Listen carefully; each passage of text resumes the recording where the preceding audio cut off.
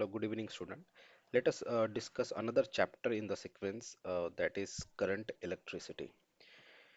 So, guys, current electricity इसको भी जो वेटेज है वो 4 मार्क का वेटेज है, कंपलसरी 4 मार्क, और मार्क्स विथ ऑप्शन 6 है। ठीक है, तो जो सारे पॉसिबल क्वेश्चंस हो सकते थे वो मैंने इंक्लूड किए हैं यहाँ पर। जनरली लास्ट 2 टाइम से जो क्वेश्चन आ रहा है वो स्पेशली गैल्वेनोमीटर को लेकर है और एप्लीकेशन ऑफ पोटेंशियोमीटर पर है। ठीक है, फिर भी सारे क्वेश्चंस को डिस्कस करते हैं। जैसे कि ये फर्स्ट क्वेश्चन है, फोर रेजिस्टेंसेस 4 ओहम 4 ओहम, एक और 4 ओहम है यहाँ पे। ठीक है, and 4 ohm 4 ohm 4 ohm and 12 ohm form a Wheatstone network. Find find resistance R which when connected across 12 ohm resistance will balance the network। यहाँ पे आएगा फाइंड which resistance, थोड़ा सा करेक्शन कर लेना यहाँ पे, when connected across 12 ohm which will balance the Wheatstone network। तो मैं थोड़ा कंफ्यूजन है इस क्वेश्चन में, तो थोड़ा सा इसको एलोबरेट कर देता हूँ। तो सबसे पहले आप Wheatstone नेटवर्क बना लो इस तरीके से। ये स्टेप नंबर 1 है इस टाइप के क्वेश्चन को सॉल्व करने के लिए। उसके बाद सारे रजिस्टर को साइक्लिक ऑर्डर में आप कनेक्ट करते हुए आ जाओ। ठीक है, क्लॉकवाइज। अब रजिस्टर कैसे कनेक्ट करेंगे, इसका एक पर्टिकुलर पैटर्न है। यहाँ पे ये होता है रजिस्टर वर R1, ये होता है सेकंड रेजिस्टेंस, और यहाँ पे R3 नहीं होता, यहाँ पे नहीं होता R3, R3 यहाँ पे होता है। ये R3 और ये R4। स्पेसिफिकली आपको यही पैटर्न फॉलो करना है। मतलब जब रजिस्टर आप कनेक्ट कर रहे हो ना, तो आपको जिगजैग पाथ ऐसे फॉलो करना है। ठीक है, और रजिस्टर जब कनेक्ट कर रहे हो तो आपको साइक्लिक ऑर्डर में फॉलो करना है। ठीक है, या तो पहले रजिस्टर बना लो, ऐसे नेटवर्क बना लो, और उसके बाद R1 R2 R3 R4 लिख लो, और दैट्स इट। अब विस्टोन नेटवर्क कैसे काम करता है that you know very well, कि यहाँ पे गैल्वेनोमीटर होता है, और जैसे ही गैल्वेनोमीटर में डिफ्लेक्शन जीरो दिखाई देता है, नल डिफ्लेक्शन, हम बोलते हैं कि ब्रिज बैलेंस है। और उसका जो फॉर्मूला होता है वो होता है R1/R2 is equals to R3/R4। अब हमको बोला है कि ये R4 जो है ये 12 ओहम का है, ये R4 12 ओहम का है, तो यहाँ पे इसके अक्रॉस कितना एक पैरेलल में रजिस्टर लगाएंगे हम लोग कि ये ब्रिज बैलेंस हो जाए। ठीक है, ये कंडीशन हमको सेटिस्फाई करना है। तो देखिए यहाँ पे ये 12 ओहम है, तो इसके साथ कितना लगाएंगे, तो मान लेते हैं x हम लगाएंगे।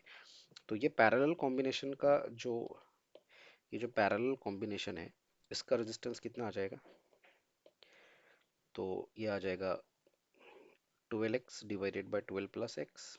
आई नो दो रजिस्टर पैरेलल में हो तो आप कैसे करते हो, R1 into R2 divided by R1 plus R2, और that's it. Now bridge balance condition में है, तो now you can write R1 4 है, R2 भी 4 है, R3 कितना है, R3 भी 4 है, डिवाइडेड बाई R4 कितना है, 12x divided by 12 plus x.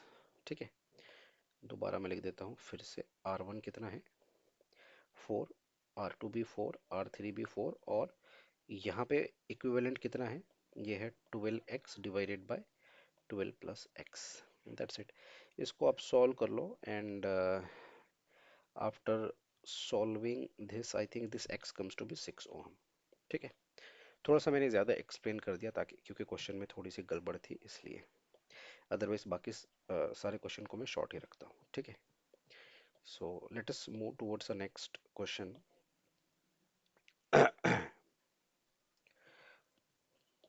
अगला जो क्वेश्चन है, डिफाइन पोटेंशियल ग्रेडियंट। तो जो पोटेंशियल ग्रेडियंट है,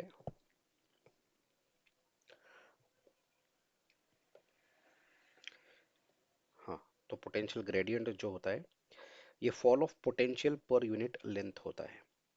fall of potential per unit length of potentiometer wire is called potential gradient. It is denoted by K and written as potential per unit length V by L। Okay, unit इसका volt पर metre होता है, either volt पर metre और volt पर centimetre. Kirchhoff law in electrical network. तो electrical network में Kirchhoff के दो लॉ है।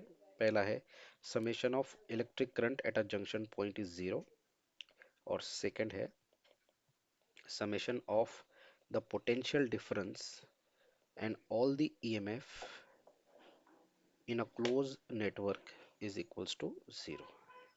ठीक है, यह है क्रिस्चॉफ के लॉस। दो मार्क के लिए आते हैं। Distinguish potentiometer and volt meter. तो वोल्ट मीटर ज़्यादा प्रिसाइज नहीं होता, पोटेंशियोमीटर ज़्यादा प्रिसाइज होता है। पोटेंशियोमीटर बहुत स्मॉल ईएमएफ भी मेजर कर लेता है, वोल्ट मीटर ये नहीं कर पाता। ठीक है, और बहुत सारे डिफरेंसेस है, आप देख लेना। वोल्ट मीटर पोर्टेबल है, पोटेंशियोमीटर पोर्टेबल नहीं होता। तो ये सारे हैं, और भी बहुत सारे हैं नोट्स में। Again use of potentiometer as a voltage divider, इसको भी आप प्रिपेयर करके जाइए। Then we have these two numericals, so solve them। if you have any query I will help you। Question 3 mark के जो है, short answer type 2। Explain with the neat circuit diagram how you will determine the unknown resistance using meter bridge. तो ये based on, हाँ, तो ये Wheatstone network पर based question है, जहाँ पे अननोन रेजिस्टेंस आप कैलकुलेट करते हो। सो आई थिंक ये अननोन रेजिस्टेंस का फॉर्मूला जो होता है, उसका लेंथ के साथ रिलेशन आता है। I think R1/R2 is equals to LX upon LR। ठीक है, इस तरीके से कुछ डिराइव होता है, एक बार प्लीज चेक कर लेना आप लोग। उसके बाद two source of error in the meter bridge.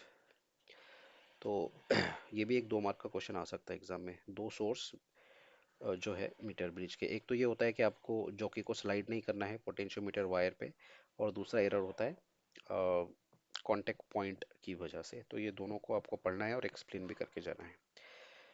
Explain how moving coil galvanometer converted into an ammeter. तो मूविंग कॉइल गैल्वेनोमीटर को एमीटर में कन्वर्ट करने का तरीका आसान है कि आपको एक लो वैल्यू रेजिस्टेंस कनेक्ट करना है पैरेलल में। किसके साथ? गैल्वेनोमीटर के साथ। पैरेलल में आप कनेक्ट करोगे गैल्वेनोमीटर के साथ। ठीक है, और कुछ इक्वेशंस आपको डिराइव करना है, मतलब इस तरीके से वो डायग्राम होती है। ये गैल्वेनोमीटर होता है, और इसके साथ पैरेलल में आपको एक resistance, low value resistance connect करना पड़ता है, जिसको आप बोलते हो शंट। ठीक है, यहाँ पे करंट IG आता है, और यहाँ पे आता है शंट करंट। ठीक है, और फाइनली एक फॉर्मूला आपको लास्ट में कुछ इक्वेशन की हेल्प से डिराइव करना पड़ेगा। IS is G upon G plus S into I। ठीक है, तो मेजर पॉइंट्स मैंने बता ही दिया आपको। Point number 1, this is point number 2 diagram, and then this derivation. This is how you will get all the marks. Already ये 2023 में पूछा है ये क्वेश्चन।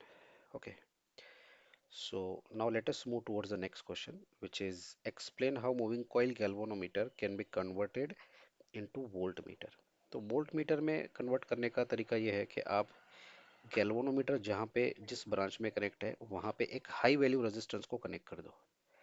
गैल्वेनोमीटर, तो ये जो शंट होता है, ये हाई वैल्यू रेजिस्टेंस होता है, high value. So the simple answer is connect a high value resistance in series with the galvanometer. You will get the voltmeter. Okay, and then you have to derive this formula. The value of resistance S is V upon IG minus capital G। ठीक है, पहला point आप लिखोगे कि एक high value resistance आपको galvanometer के साथ कनेक्ट करना है, दूसरा आप डायग्राम बनाओगे, और तीसरा ये फॉर्मूला डिराइव करोगे। Done. Okay, so let's move towards the next question. Now यहाँ पे अभी ये न्यूमेरिकल है।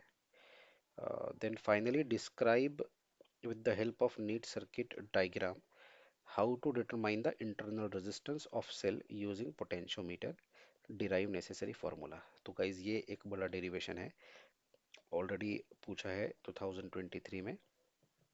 आपको जो डिराइव करना है यहाँ पर, वो ये डेरिवेशन है।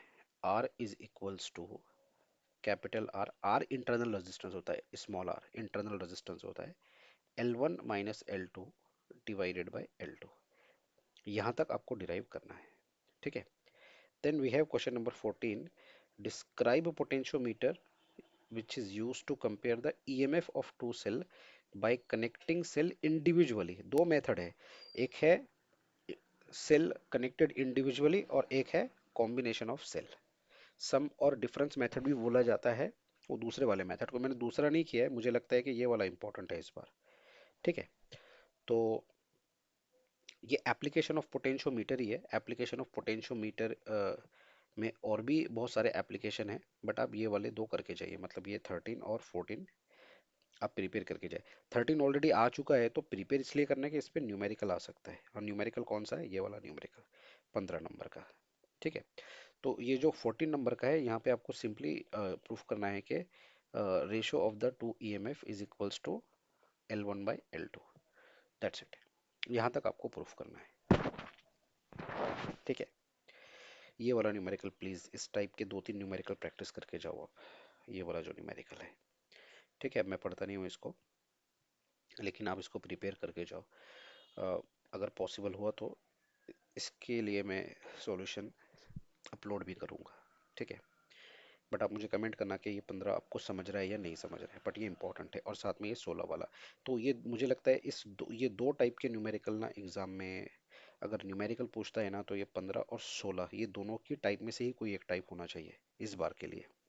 जैसे लास्ट टाइम मीटर ब्रिज पर था, तो इस बार पोटेंशियोमीटर या फिर गैल्वेनोमीटर पे कोई numerical. Okay, so thank you guys for watching this video. If you have a doubt, please join this WhatsApp group and keep sharing these PDF and videos with all your friends. And I'll come with the next topic very soon.